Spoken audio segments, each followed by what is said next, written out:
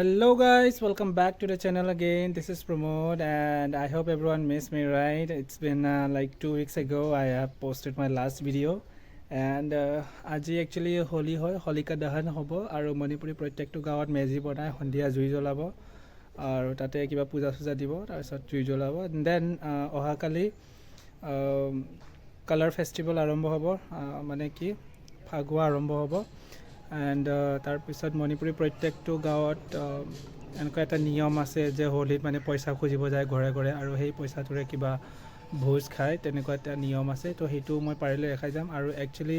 অহাকালিৰ পৰা ঘৰত বহুত মানুহ আহিব সেই কাৰণে মই একচুয়ালি ঘৰটো অলপমান সাফ সাফাই কৰি লম বহুত ধুল হৈ গৈছে খিৰকি সিৰকি উইন্ডো গ্লাস সবতে মানে ধুলি আসত মোৰ প্লান্টছবোৰ দেখিছে নহয় প্লান্টছবোৰ গুটেইটো সবতে ধুলি লাগি গৈছে তো এইটো মই সাফা কৰিম হেতুৰে পৰা আৰম্ভ কৰিছো ভিডিওটো আহক চাই থাকক এয়া হৈছে মোৰ নেফিউ বিৰনা আৰু ওলাই আহিল হিও কামত লাগিব মোৰ লগত মই এফালে সাফা কৰা আৰম্ভ কৰিছিলো হে হিও ওলাই আহি মানে কিবা নহয় কিবা এটা ধৰিবই ইফালে ইফালে যাই থাকে ৰুমৰ ভিতৰত মানে এটা বস্তু এটা জাগাত নাই হি এটা বস্তু এফালৰ পৰা ডাঙি আনফালে থৈ দিব কিবা নহয় কিবা এটা ধৰি থাকিবই মানে গাত একদম তাৰ শান্তি নাই প্লাছবোৰ এনেকে ইটো সাইডত কৰি লম গুটেই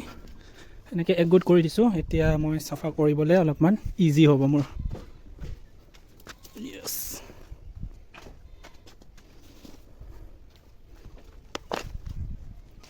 So letra হৈ গৈছে সব কিমান লেট্ৰা হৈ গৈছে এইখিনিত সব সাফ কৰিব লাগিব এতিয়া এয়া প্লান্টছবোৰ মই এনেকে এটা সাইডত কৰি লৈছো এটো বগেইনভিলিয়া হয় আৰু নেক্সট প্লান্টটো মই এনেকে ডাঙি উলাইছো এটো হৈছে কেকটাস প্লান্ট আৰু আপোনালোকে যদি বিচাৰে মই এদিন গুটেইবোৰ প্লান্টছৰ এটা এটাকে মই ভিডিও বনাই দেখাই দিম আৰু এই ভিউটো বহুত বেছি ভাল লাগিছে চাওক ইয়াত ফ্ৰন্টত গুটেই প্লান্টছবোৰ দেখা পাই আছো এন্ড দেন গুটেই ঘৰটো ভিউটো আহিছে আৰু মোৰ নিয়েছটো নেফিউটো উলাইছে চাওক কিবা নহয় কিবা এটা ধৰি থাকিবই মানে তাৰ হাতত এতিয়াও কিবা এটা গেছৰ লাইটাৰ নে কিবা এটা ই ধৰিয়া দিছে তাৰ মাকে ভাত বনাই আছে ক্লিনিং তো মই গুটেই প্ৰসেসটো দেখুৱা নাই মই একদম হেইফালে দেখা পাই থকা দৰজা খিৰকি গুটেই মই সাফা কৰিছো এতিয়া এইখিনিহে ক্লিপটো দিছো আৰু এতিয়া মই নেক্সট প্লান্টবোৰ সাফা কৰিম সো গাইস মোৰ গুটেইবোৰ প্লান্ট কালেকশন এফালে কৰি লৈছো গুটেই ইয়াত একগুট কৰি লৈছো এতিয়া মই গুটেইবোৰ সাফা কৰিম সক কিমানটা প্লান্টছ আছে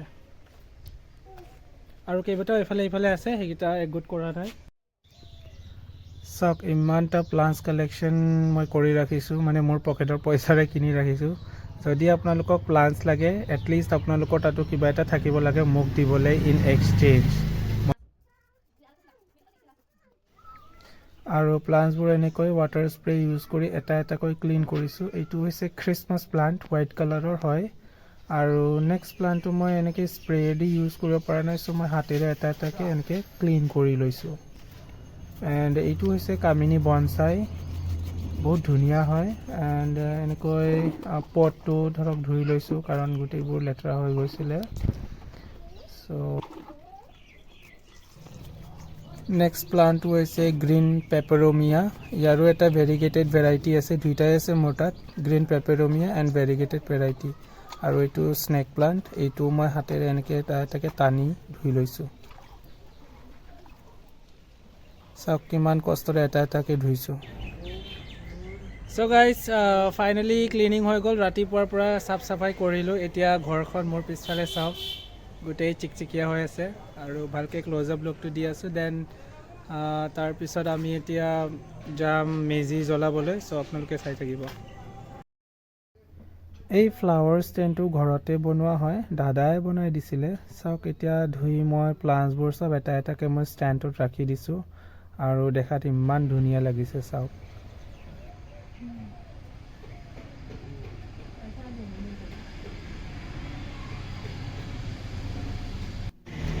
ইয়াসক ফ্ৰন্টৰ কৰ্নাৰত দুটা ৰঙা জাৰবেৰা ফুলি আছে দেন বগেনভিলিয়া আছে পিংক কালাৰ ইয়েলো কালাৰ বগেনভিলিয়াও আছে সব কিমান ধুনিয়া লাগিছে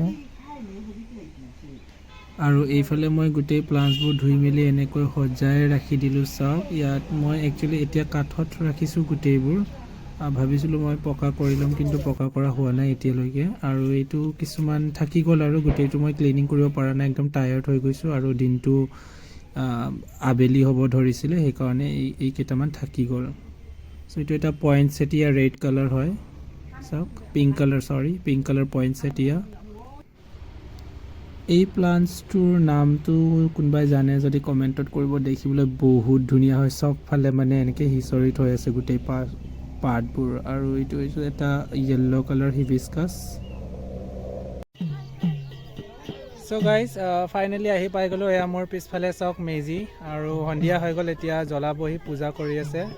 ভগৱান শ্ৰীকৃষ্ণৰ। আৰু এতিয়া মেজিটো জ্বলাই সৰু সৰু পোৱালি ভিক্ষা খুজিব আহিব ঘৰে ঘৰে। হোলীত এনেকৈ মেজি বনাই জুই জ্বলাই দিয়া নিয়মটো আজিৰ নহয়, এয়া বহুত পুৰণি দিনৰ পৰা চলি আহিছে। হিন্দু ধৰ্মৰ পৌৰাণিক বিশ্বাস অনুসৰি এসময়ত হিৰণ্যকশ্যপ নামৰ অসুৰ ৰাজ এজন আছিল, আৰু তেওঁ ঘোৰ তপস্যা কৰি শ্ৰী ব্ৰহ্মাৰ পৰা অমৰ হোৱাৰ বৰদান বিচাৰিছিল। কিন্তু সেইটো শ্ৰী ব্ৰহ্মাই দিয়া নাছিল। গতিকে হিৰণ্যকশ্যপ ৰজাজনে অলপ বেলেগ ধৰণেৰে বৰদানটো আকৌ বিচাৰিছিল,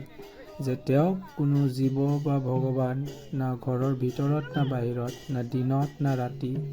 না কোনো অস্ত্ৰ না শস্ত্ৰ, না মাটিত না পানীত কোনেও মৃত্যু দিব নোৱাৰিব। সেয়ে তেওঁ সেই বৰদানটো পাই খুব অহংকাৰী হৈ গৈছিল। সমস্ত পৃথিৱীৰ মানুহক তেওঁ ভগৱান হিচাপে পূজা কৰিবলৈ আদেশ দিছিল। কিন্তু তেওঁৰ পুত্ৰ প্ৰহ্লাদ শ্ৰী বিষ্ণুৰ ভক্ত আছিল, আৰু তেওঁ হাজাৰ কোৱাৰ পিছতো প্ৰহ্লাদে অকল শ্ৰী বিষ্ণুৰ ভক্তিহে কৰিছিল। সেয়ে হিৰণ্যকশ্যপ ৰজাজনে প্ৰহ্লাদক বহুবাৰ মৃত্যু দিবলৈ চেষ্টাও কৰিছিল, কিন্তু তেওঁ বিফল হৈছিল। তাৰ পিছত হিৰণ্যকশ্যপে তেওঁৰ ভনীয়েক হলিকাক আদেশ দিছিল যে প্ৰহ্লাদক কোচত লৈ জুইত বহিবলৈ, আৰু হলিকাই বিশেষ বৰদান পাইছিল যে তেওঁ জুইত কেতিয়াও নজ্বলে। সেই হেতুকে তেওঁ প্ৰহ্লাদক কোচত লৈ জুইত বহিছিল, কিন্তু তেওঁ সেই বৰদানটো অকলেহে জুইত নজ্বলিবলৈ পাইছিল, লগত বেলেগ থাকিলে তেওঁ জ্বলিব বুলি পাহৰি গৈছিল। আৰু লগত প্ৰহ্লাদ থকাৰ বাবে হলিকা জুইত যা গৈছিল, আৰু প্ৰহ্লাদে বিষ্ণুৰ নাম জাপ কৰি বাচি গৈছিল। এয়াই আছিল হলিকা দহনৰ আচল হিষ্ট্ৰীটো। আৰু এয়া মই কালীনগৰ গৈছিলোঁ বন্ধু কেইজনৰ লগত, আৰু তাতেও এনেদৰে ফুটকা চুটকা লগাই মেজিটো জ্বলাই দিয়া হৈছে। আৰু এই মেজিটো মণিপুৰীত য়াওছাং বুলি কয়। আৰু এয়া মোৰ নেফিউ বীৰনৱ, দেউতাকৰ লগত মানে মোৰ দাদাৰ লগত মেজি চাব আহিছিল। আৰু এয়া সৰু সৰু পোৱালিবোৰ মেজি জ্বলোৱাৰ পিছত ঘৰলৈ আহিছে এনেদৰে ভিক্ষা কৰিব। ঘৰৰ গৰাকীয়ে পইচা চাউল যি পাৰে তেনেকৈ দান কৰে আৰু মংগলৰ কাৰণে প্ৰাৰ্থনা কৰে। যদি ভিডিঅ'টো চাই ভাল পাইছে তেনেহ'লে লাইক কৰিব, কমেণ্ট কৰিব, এণ্ড ডেফিনেটলি ছাবস্ক্ৰাইব কৰি দিব। Thank U.